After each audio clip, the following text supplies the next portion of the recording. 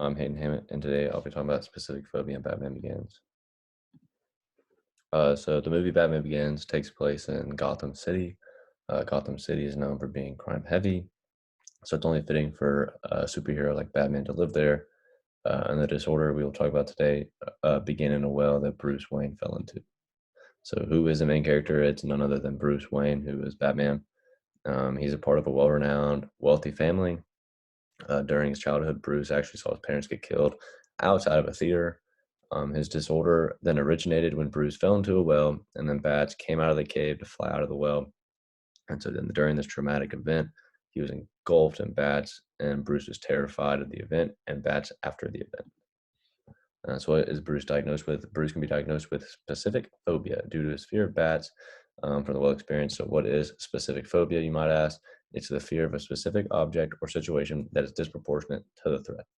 And so in all cultures today, it would not be diagnosed simply because a lot of people just view it as an unreasonable or irrational fear, something you should get over quickly, face your fear, nothing too serious. And then in our culture, we also see it as something of like an exaggerated fear that will not affect us or amount to any danger. Simply just get over it, move on. It's not going to hurt you.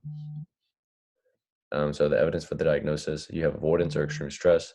And so then during the opera, Bruce went to some cast members resembled bats. So this made Bruce have flashbacks of the well and led him to go into that distress. And then the avoidance comes into play when he asks his parents, can they leave the play? He doesn't want to see the bats anymore. He was so scared. So that's a great example of avoidance and extreme distress. Then immediate anxiety response.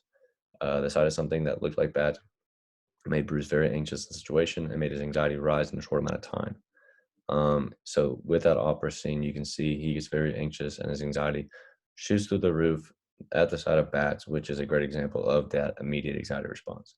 A symptom that he did not exhibit during the film would be life limiting. It's not life limiting. Life limiting would have to be significantly hindering his life. And the film did not show a significant hindrance on his life, simply just a fear that hindered him in minor events. So what's some treatment for Bruce? He can have two potential treatment options. He has exposure therapy and therapy through counseling. Exposure therapy would simply be exposing Bruce to his fear, which will allow him to begin to see that the danger he fears really never takes place. And so over time, the hope for this therapy would that it would show Bruce that he's able to overcome his specific phobia. Concern with that, however, is that it could increase the severity of his specific phobia if Bruce is unable to overcome that fear. And then therapy to counseling, Bruce could go to a counselor or therapist, kind of just talk through what he's going through, why he's afraid of him, what he can do to get over him, stuff along those lines. Now, a concern with this is Bruce could be unwilling to talk about it. Bruce could feel like he's being forced to talk about it. And so this would make him resent the therapist and increase the severity again.